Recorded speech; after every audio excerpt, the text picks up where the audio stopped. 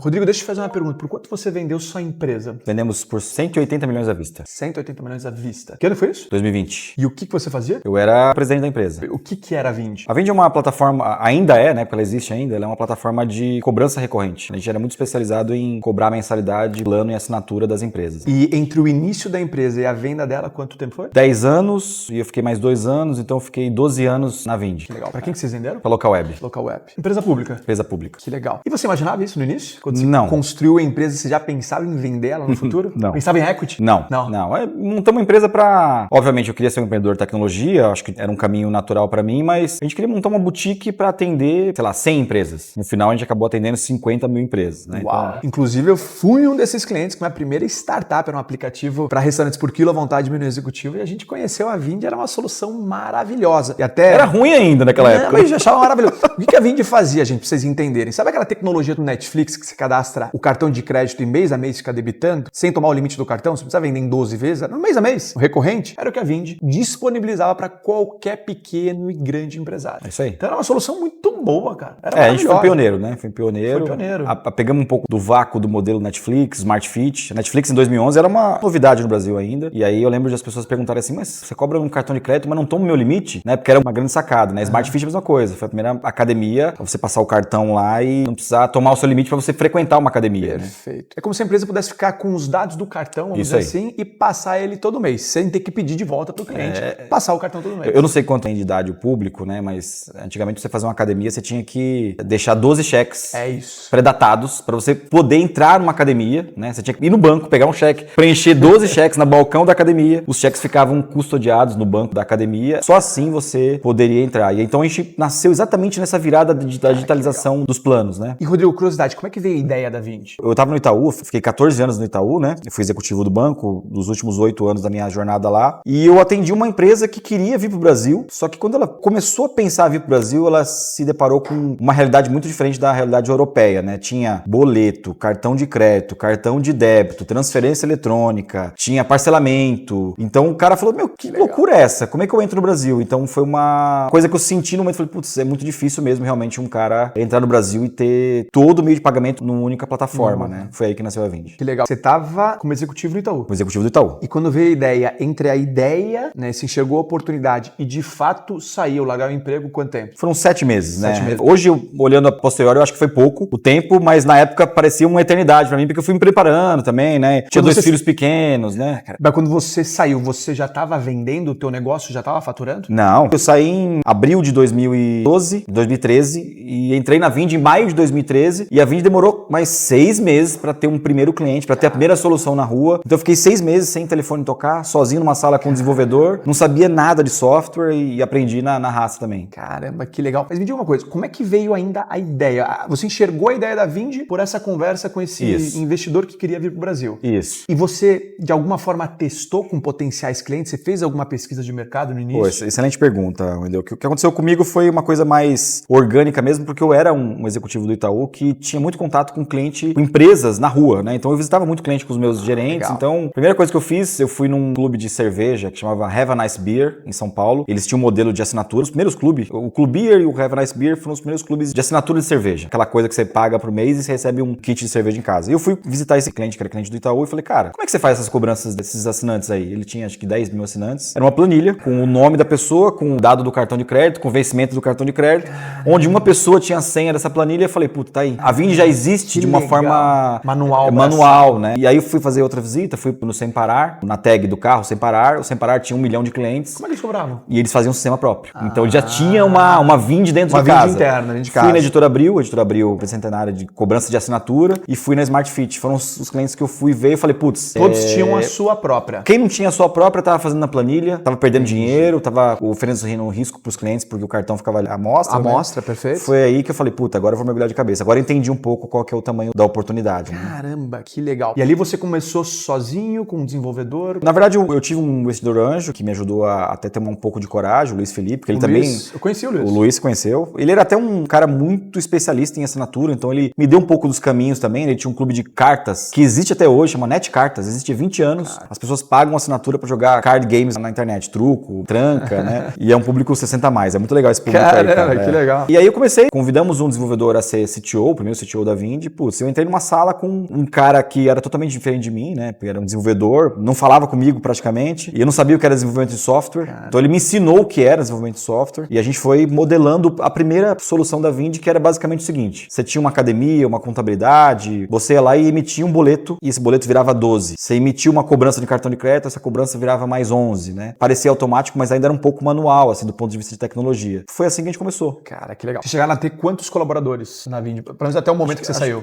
Com os diretos eram uns 400, mas tinha uns indiretos que acho que chegou uns quase 500 pessoas. 500 pessoas, que legal. E o nome Vind? Por que esse nome? Puta, que pergunta boa também, viu, Wendel? Tem muita gente que nos segue aqui, é empreendedor ou sonha em empreender, e às vezes decidir o nome da empresa é sempre um dilema. E a gente sabe que a embalagem, o branding é uma parte importante, né? A parte do naming também é uma parte importante, né? A decisão do nome. Como é que foi isso pra vocês? Essas coisas intangíveis, né? Porque o tangível você sabe que é difícil. Putz, ter colaborador, fazer gestão de muita gente é difícil mesmo, mas essas coisas intangíveis, tipo, definir preço, puta, qual que é o preço certo, calcular, testar. Nome também é uma coisa muito difícil. A gente começou a modelar o nome da Vind por conta da proximidade com venda, porque a gente tinha uma cabeça que, putz, tem que ser um nome fácil, onde a empresa vai vender mais. Aí começamos a fazer uma brincadeira. Vind ajudava a vender mais. Isso, fazendo uma brincadeira com venda, aí venda com 2 Es, vinda. Aí, putz, chegou no Vind, aí fomos no registro.br, puta, site disponível. Fomos na marca NPI, puta, tá disponível. Fomos lá e registramos tudo com Vind, compramos tudo que era Vind. Isso é um negócio que as pessoas negligenciam muito no começo, né? De, tipo, registra um site, esquece de registrar a marca, esquece a rede social, esquece do, sei lá, até de rede social que tá pequena ainda, mas a gente registrou tudo, cara, que era rede social com Vind. Isso ajudou a gente a SEO bastante. E foi assim que aconteceu. Aí todo mundo fala, pô, mas por que o Vind em si? Porque era um nome também simples de pronunciar. Não tinha muita concorrência, né? Fácil de falar.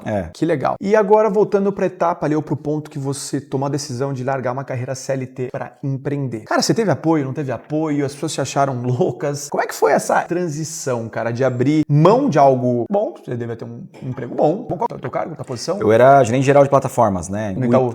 Inclusive eu tenho uma história muito importante com o Itaú. Eu devo muito sucesso da Vind, a minha passagem no Itaú, porque o Itaú é uma instituição muito na vanguarda do que acontece no mundo. Então o Itaú montou um projeto, e eu participei muito desse projeto, que era a área empresas do Itaú. Eu ajudei a criar a área empresas do Itaú com um grupo de pessoas, e eu levei isso muito pra Vind. Então foi muito orgânico, assim, do que eu fazia na Vind e o que eu fazia no Itaú, né? Perfeito. Quase uma simbiose de papéis, assim, sabe? Perfeito. Mas como é que foi? Cara, deu frio na barriga? Deu medo? Sempre acontece. Putz, será que eu tô fazendo a coisa certa, né? Será que eu vou fazer uma cagada e tal? Eu tive muito apoio da minha esposa, né? A gente tinha 2 filhos pequenos, era uma coisa impensado. E eu sempre dou esse conselho pras pessoas, cara, pra não ouvir conselho de família. Cara, esquece. Se você for perguntar pro seu pai, pra sua mãe, pra sua... Puta, eu quero empreender, eu quero largar emprego. Não vá, cara. Até eu tenho uma questão também com empreender. Se o cara fala, puta, eu quero empreender. Não vai empreender, cara. E se o cara for teimoso, e mesmo com o conselho ele decidir, beleza. Pô, um dos maiores empreendedores que eu conheço falando... É porque é difícil demais empreender no Brasil, né, cara? É muito difícil. E assim, interessante, conselho de família normalmente é um conselho assim, puta, não, cara, você vai largar o CLT, puta, não faz isso, tá com 2 filhos pequenos. Mas é um conselho porque as pessoas têm medo de você se machucar. A família tem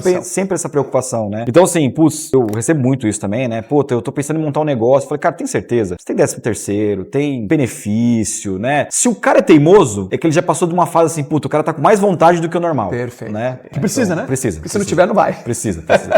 Muito bom, muito bom. E nessa jornada empreendedora, Rodrigo, qual que foi o maior desafio ou um dos maiores desafios que você passou e como é que você superou? Toda empresa, o maior desafio é gente mesmo, assim, o Brasil ele tem uma questão de produtividade que a gente precisa resolver nas próximas gerações, mas acho que o maior desafio é fazer gestão de pessoas mesmo, cara. Quando você começa com uma tribo, né, puta, aqueles 2 caras no meio da sala desenvolvendo software, aí depois vai pra 10, continua sendo uma tribo. Pra 20, a tribo cresceu um pouquinho, mas ainda é uma tribo. Puta, quando passa 50, 100, você começa já a ter um problema de comunicação, o que você fala normalmente não tá indo pro final da história. Perfeito. E acho que o grande desafio que eu vejo, assim, até conversando com outros CEOs que são mais longevos do que eu, né? Esse desafio continua com eles ainda. Ainda é encontrar gente boa, ainda é motivar pessoas, ainda é criar um time de alta eficiência. Perfeito. Cara, assim, eu faço muito paralelo desse desafio com um time de futebol, assim, com um técnico de futebol. Cara, é uma coisa, assim, o cara tem que trabalhar com os recursos que ele tem um orçamento pra contratar um cara, putz, não vai caber, aí ele contrata um cara maior, ele tem que equilibrar um pouco o ego das pessoas que estão em volta. E um erro que você cometeu? Aliás, antes de você responder essa, não deixa de se inscrever aqui no canal, pra nós é muito importante, inclusive a gente tá numa missão, estamos no meio de um desafio, que é a gente bater os 100 mil primeiros inscritos pra gente contar com o Flávio numa entrevista e 1 milhão até o final do ano pra gente jogar Minecraft com o Flávio Augusto. produção aqui desafiou o Flávio. Você viu o vídeo com o Flávio, gente? Quando eu tava dirigindo com o Flávio? Ali nasceu o desafio de batendo 1 milhão. A gente vai na casa do Flávio, vamos jogar Minecraft com ele. Logo, vamos jogar com o Flávio. Então, nos ajuda a bater esses números pra gente conseguir trazer alguns bastidores a mais que ninguém tem acesso. Vai ser bem legal, a gente conta com você. É legal, né, Rodrigo? Pô, demais, cara. Vocês podiam fazer o seguinte, 100 mil pra ele jogar Minecraft e 1 milhão pra colocar o Wendel e ele assistir Minecraft, o filme, comendo pipoca um do lado do outro. O desafio é maior, hein? Olha, o desafio é maior. Cara, ou ele entrar dentro da fantasia, E aí, Rodrigo? Um erro que você cometeu na tua jornada empreendedora? Eu sempre faço essa reflexão, agora tá mais madura essa reflexão, porque eu saí, né? Tô 2 anos fora da empresa, mas eu negligenciei muito distribuição de canal, que você tocou uma parte desse processo, mas os empreendedores, eles negligenciam isso. Eles montam uma puta equipe, captam dinheiro, eles têm capacidade de atrair cliente, mas tem uma hora que bate num platô, e se você não tiver uma distribuição de canal muito bem feita, o negócio pedala mesmo, você fica numa zona cinzenta que você não consegue crescer muito a empresa, os custos vão aumentando porque você tem que crescer contratando gente e desenvolvendo novos produtos. Acho que o canal é uma coisa que a maioria dos empreendedores de tecnologia negligenciam. Multicanais de venda. Se aumentar teus pontos de distribuição ou tuas estratégias comerciais. Seja marketing digital, seja inbound, seja venda na rua. Foi inclusive o que a gente fez. Eu nunca contei aqui no canal, mas a gente conheceu o Rodrigo e a Vindi como clientes quando eu comecei minha jornada empreendedora em 2014. Vendendo... Como é que era? O Gula, como é que era o nome da empresa? Almoça. Almoça aqui. Almoça aqui, depois virou Almoça. Almoça aqui. E a gente batia no porta a porta de restaurantes por quilo, a vontade de menu executivo. Literalmente a gente ficava das 8h30 da manhã às 10 da noite vendendo o nosso produto. E a gente vendia uma assinatura anual. Era no parcelado ou no cheque. Daí a gente sempre teve a mentalidade de escala. Tudo que a gente faz, a gente precisa escalar. Senão nossas margens vão ficar limitadas, senão a gente não vai crescer e mudar de vida. E aí nessa expansão, a gente expandiu por representantes comerciais. Porque a gente não tinha dinheiro para contratar pessoas e representante comercial ganhava conforme a venda. A gente formou um time muito rapidamente de 25 pessoas pelo Brasil vendendo o Almoça. E aí que a gente conheceu a Vindi, porque a gente não tinha dinheiro para contratar uma maquineta em banco. Eu lembro, 250 reais. Não era. A mensalidade de entregar na mão de pessoas que a gente não conhecia. A gente contratou via Skype, gente. Contratou e fazia a gestão via Skype. E Skype já revela um pouco da idade, Revela um pouco da idade. E a Vindi foi uma solução maravilhosa, porque era um link online, era custo único. Se eu tinha 1000 links ou um único link, era a mesma mensalidade que a gente pagava. Então a Vindi nos ajudou na expansão, inclusive na forma de cobrar, porque a gente não vendia mais assinatura anual. A gente vendia uma assinatura mensal. Então era muito mais fácil de vender com a Vindi. E aí, a gente chegou num ponto que a gente percebeu que com a Almoça, a gente não iria chegar onde a gente sonhava em chegar. E a gente era tão encantado com a solução que vocês tinham criado, que o meu sócio, na época, o Sidney, ele mandou uma mensagem pro Rodrigo, pro Reginaldo, que são os fundadores da Vindi, e, pô, será que a gente não poderia passar a vender a Vindi também? E aí a gente veio pra São Paulo, lembra, Rodrigo? Aliás, primeiro a gente fez uma apresentação pra conquistar o coração do Rodrigo e do Reginaldo. Lembra daquela apresentação? Foi muito bom, cara. Foi muito boa. Muito boa. A gente fez uma apresentação pra eles no PPTzão e, pô, vendendo o nosso peixe, né, que a gente poderia assumir a expansão offline, de rua mesmo, da Vindi. E aí eles gostaram da ideia, a gente veio pra São Paulo, passamos uma semana em São Paulo. Eu lembro até hoje, quando a gente chegou na Vindi, os caras, pô, os loucos vieram. Não, e fazendo até uma justiça à história da Vindi, assim, né? Você e o Sidney, quando vocês propuseram fazer a área de canais da Vindi, porque vocês foram a primeira área de canais da Vindi. Essa provocação foi muito boa e ela foi tão poderosa que ela funciona até hoje. E vocês deram o start pra gente, né? Então você vê como a gente precisa de muita gente boa na jornada também, né? Muito legal. E eu até falei aqui um pouco antes de gravar, os clientes que vocês abriram, tem muitos clientes que estão com a Vindi até hoje. Isso é um negócio muito legal. O que você achou na época, quando a gente bateu na porta, quando a gente veio aqui pra São Paulo, na Vindi? Como é que você enxergava a gente? Olha, as pessoas me perguntam, putz, qual que você acha que foi o maior ponto positivo sua como empreendedor, assim? Eu acho, ainda não tenho uma certeza disso, tá, ainda, mas eu acho que eu tenho uma boa percepção de pessoas que têm um talento além do normal. Tanto que a gente, na Vindi, a gente tinha, né? Eu não tô mais lá, mas eu tenho ex-jogador de futebol, ex-cozinheira, que viraram diretores, e não simplesmente por conta do passado, mas porque tinha tanto sangue no olho, e você e o Sidney, vocês chamaram muito a atenção da gente, porque primeiro assim, pô, os caras vieram de Curitiba fazer uma apresentação sem muita perspectiva que ia dar certo, mais coragem do que o normal. Mas tinha uma questão sua e dele ali, que era um pouco de sangue no olho mesmo, que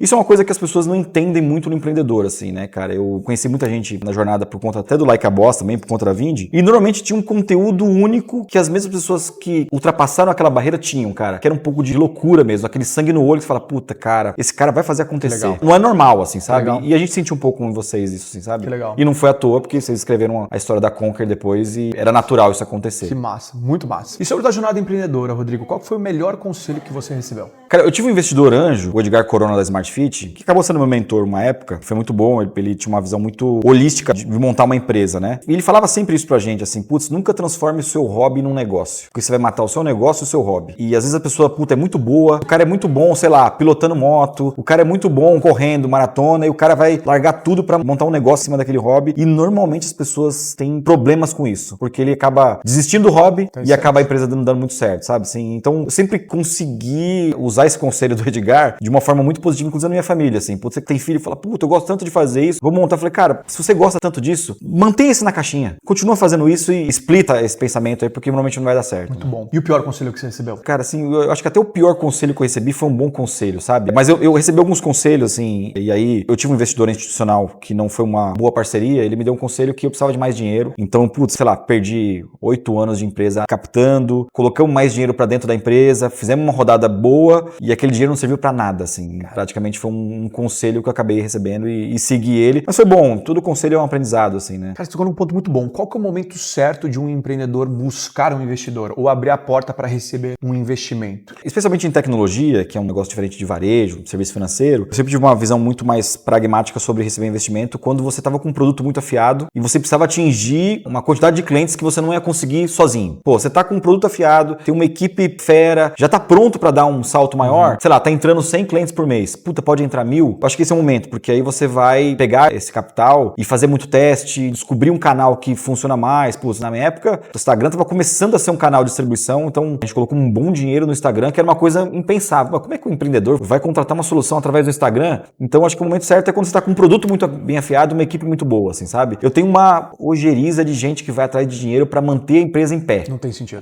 E cara, isso é uma realidade talvez da maioria dos empreendedores, tá? Eles trouxeram capital para continuar com a empresa em pé e testando, e acho que tem muito caso no Brasil, né, de empresa gringa que entrou, colocou milhões, bilhões de capital e não conseguiu. E é basicamente isso, né? E qual momento vender 100% a empresa? Porque essa é uma outra grande mudança, uma outra grande virada, né? Puta, que ciência isso aí, cara. Antes da gente vender a empresa, eu perguntei para alguns empreendedores que tinham vendido e não tem muito o dia, tempo exato. Eu acho que é uma coisa muito pessoal, assim, do empreendedor, momento de vida, mas eu acho também que tem uma questão oportunística, assim, né? No nosso caso, especialmente, a gente teve uma janela muito importante porque o mercado tava maluco, no meio da pandemia, um monte de IPO acontecendo, as empresas abrindo IPO, precisando fazer aquisição. Então, acho que teve um momento muito importante para mim de momento de vida, mais momento de mercado, assim, fazer uma leitura é difícil, mas foi esse. E que conselho que você daria para quem sonha em empreender ou tá querendo empreender, mas tá com aquele frio na barriga de dar o próximo passo? Ah, cara, esse conselho é difícil, né? Porque cada um tem uma história diferente, né? Mas o conselho, cara, Aliás, eu sei que o teu primeiro conselho vai ser não empreenda.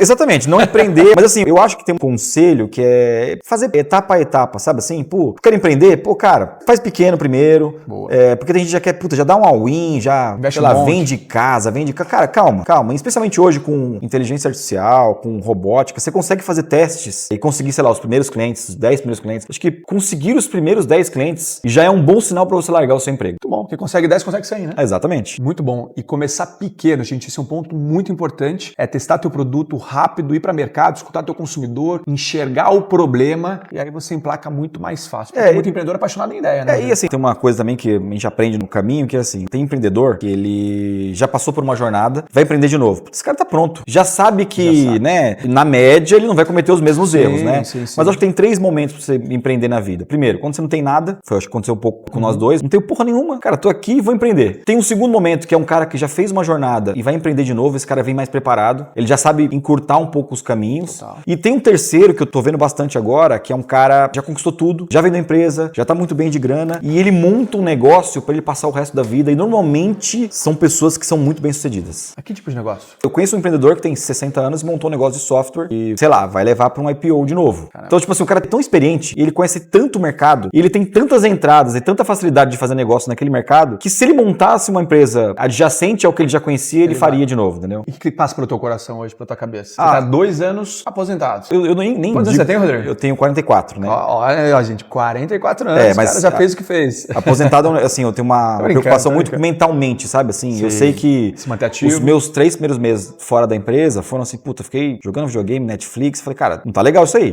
vou ficar mal. Daí, tipo assim, sabe aquela coisa, 2 horas da tarde, assim, então a gente comprou uma fazenda no interior e aí eu me dei o desafio de ser um administrador da fazenda nesses períodos que eu tô fora, então tá me dando muito desafio também, porque eu nunca fui agricultor, não conheço nada desse Olha business e só, tal, mas né? você quer plantar café? O que você pretende? A gente tá plantando café, plantamos café agora, né? E assim, eu tenho feito muito paralelo do agricultor com o desenvolvimento de software. Você não consegue antecipar o lançamento de um produto com 100 desenvolvedores. Você pode contratar 100 desenvolvedores, vai demorar um ano pro produto sair lá. Caramba, que E a agricultura é um pouco parecido com isso, né? Você pretende criar a tua marca de café, vender? O que você tá Não, a gente imaginando? comprou uma fazenda desativada e aí mergulhei de fato de cabeça nessa fazenda. Então a gente quer primeiro crescer o café. Quando o café tiver meio metro de altura, aí eu começo a pensar se vai ser um café próprio. Normalmente o pessoal faz tipo exportação. O Brasil é o maior produtor de café do mundo, né? Então tem muito caminho pro café no Brasil. Muitos caminhos. Que legal, que massa isso. Onde eu vou chegar lá, Rodrigo? Onde eu vou chegar lá, cara? Tem Moca lá, conecta com Moca. Conectamos com o Moca. O Moca tem um vídeo no canal, inclusive, do Moca Club. Que foi cliente da Vindi. Que foi cliente muito tempo da Vindi. É verdade. Eu conheço muito a operação do Moca. Sou muito grato a eles também, porque eles foram os primeiros clubes de café da Vindi. Eu não sabia disso. Eles foram muito importantes no mercado de assinatura de café no Brasil. Que legal. Porque o café é diferente da cerveja, as duas bebidas que deram certo em assinatura. 3, vai. O vinho, a cerveja e o café. Só que o café, cara, ele começou a ser um item premium pra algumas pessoas, sei lá, de 2015 pra cá. E o Moca Club foi bem naquela, opa, aqui tem um café de qualidade, consegue entregar na minha casa, entendeu? Que legal, muito bom. Rodrigo, dá uma lição de vida que a escola não ensina. Pô, que pergunta difícil, cara. Eu sempre procurei tratar muito bem as pessoas, inclusive as pessoas que estavam saindo da empresa, e eu acho que o exemplo disso é uma coisa de dentro pra fora também, porque eu saí da Vindi, a gente nunca tomou um processo judicial trabalhista. Uau. E as pessoas sempre perguntavam isso, passou mais de 1000 pessoas durante essa jornada que eu tive lá, né? Mas eu sempre procurei tratar bem as pessoas até na saída, assim. Até as pessoas que não foram legais com a gente, os funcionários falavam, cara, você tá tratando o cara bem, o cara... Acho que eu acredito bastante na lei do retorno, assim, sabe? Legal. Com todo mundo, acho que isso sempre funcionou comigo. Cuidar de pessoas, que legal. E eu tenho uma curiosidade, Rodrigo, você que vendeu a empresa e continuou trabalhando por 2 anos, como é que foi essa mudança? De uma hora para outra, que você era o dono e mandava 100%, não tinha que prestar conta para ninguém, você passa a ter que conciliar interesses, a ter uma gestão paralela ou até uma gestão acima de você. Como é que foi essa mudança de olhar hoje a minha empresa, amanhã já não é mais minha empresa e eu tenho que prestar contas, inclusive dentro da empresa que eu criei? Isso é uma coisa curiosa, porque acho que 90% dos empreendedores que vendem a empresa, eles reclamam do dia seguinte. Por quê? Porque, putz, a empresa ele tinha autonomia, ele liderava a empresa como ele queria, e, cara, você vendeu a sua empresa, agora você tem que absorver uma nova realidade, uma nova cultura. Mas você sabe que, pra mim, ainda foi muito importante ter escolhido bem a Local Web. A Local Web foi muito legal comigo, e até o último dia, pra mim, foi muito bom, e hoje eu tenho a certeza que eu escolhi o player certo. Mas muito empreendedor, cara, sofre porque ele tava acostumado com uma rotina, tava acostumado com um tipo de decisão, e depois ele vira uma peça da engrenagem, ele não é mais da engrenagem, né? E o conselho que eu dou é, putz, gaste muito tempo escolhendo pra quem você vai vender, porque depois não tem jeito, contrato não tem jeito, cara. Tem muito empreendedor que é demitido da sua própria empresa depois da venda. Conheço um monte, inclusive. Eu acho que 90% dá errado, cara. Assim. 90% dá errado. Graças a Deus. Por isso que eu acho que a dica melhor pro empreendedor, ele tem que ficar bem no dia 1 da assinatura do contrato, ele tem que ter a certeza que ele fez um bom negócio, porque o dia seguinte, cara, tudo muda. No dia seguinte, a Chapeuzinho Vermelho vira lobo, sei lá, a empresa listada tem muito disso, né? Você faz um negócio com um CEO. Cara, a empresa listada vai lá e 3 meses depois muda o CEO que foi o cara que você foi convencido a vender. Cara, muda tudo. Muda né? tudo. Então, acho que a assinatura do contrato é muito importante. Deixar tranquilo. Muito bom. E se você tivesse que recomeçar hoje do zero e faturar 1 milhão nos primeiros 12 meses e tua vida dependesse disso, o que você faria? Tipo de negócio ou qual que é a estratégia que eu usaria? Tipo de negócio, estratégia que você usaria? Tem que ser um negócio digital. Que você tem. Tá. Seria um negócio digital, mas eu afiaria muito o machado antes de colocar o produto na rua. Isso tem a ver com o canal que a gente já falou aqui, né? O que seria se afiar o machado? Eu, sei lá, juntaria uma lista muito forte, assim, de potenciais clientes, deixaria a lista muito quente, criaria uma comunidade antes, assim, eu acredito bastante em comunidade. Legal. A comunidade para empresa de tecnologia, você pegar a Lura, Resultados Digitais, Vetex, cara, assim, o segredo deles, além do produto, dos profissionais, é ter criado uma comunidade muito forte antes de lançar um produto. Na hora que você lança, a comunidade já tá em volta de você, entendeu? Muito bom, sensacional. Rodrigo, muito obrigado pelo bate-papo de hoje. Cara, você sabe que tem uma admiração e um carinho enorme por você, pela muito tua trajetória. recíproco, cara. Rodrigo apostou e acreditou na gente lá no início, quando a gente foi literalmente batendo na porta da Vindi pra gente também apoiar a Vindi nas vendas de rua, né, que era o que a gente estava fazendo lá em 2014, 2015. Você acreditou na gente, pra nós foi uma grande escola, sou super fã da Vindi, da solução que vocês criaram e acima de tudo, fã dos caras por trás da Vindi, e eu acompanhei essa jornada, essa trajetória da Vindi de uma, não vou dizer pequena empresa, mas estava começando ainda. Sim, pequena. Forma, em 2015, era quando a gente se conheceu e, bom, anos mais tarde venderam por centenas de milhões. Rodrigo realizou algo que pouquíssimos empreendedores conseguem realizar, né, que é construir um negócio, criar muito valor, muito equity e vender para um grande investidor. Colocar dinheiro no bolso é bom, né, Rodrigo? Bom. É bom. No Brasil a gente tem um receio de falar sobre isso, né, mas, cara, ganhar dinheiro é bom, cara. É bom pra caramba. Então, enfim, parabéns, obrigado pelo papo. E uma última palavrinha aí pra nossa turma, Rodrigo. Assim, agora assim, você fez esse disclaimer aqui, eu vou fazer também, assim, acompanhei muito a jornada da Conquer também. Cara, eu sou muito orgulhoso de você e do Sidney ter trabalhado com a gente, cara. Valeu, a gente tem bastante orgulho. E a gente tinha uma coisa lá de falar de 20 anos, e vocês foram 20 anos muito importantes na nossa jornada. Obrigado. E que venham mais empreendedores como vocês, assim, cara. Que legal, que legal. Tamo junto. Valeu, galera. Não esqueçam de se inscrever no canal. Temos uma missão, temos um objetivo, 100 mil inscritos. E até um próximo vídeo. Valeu, gente.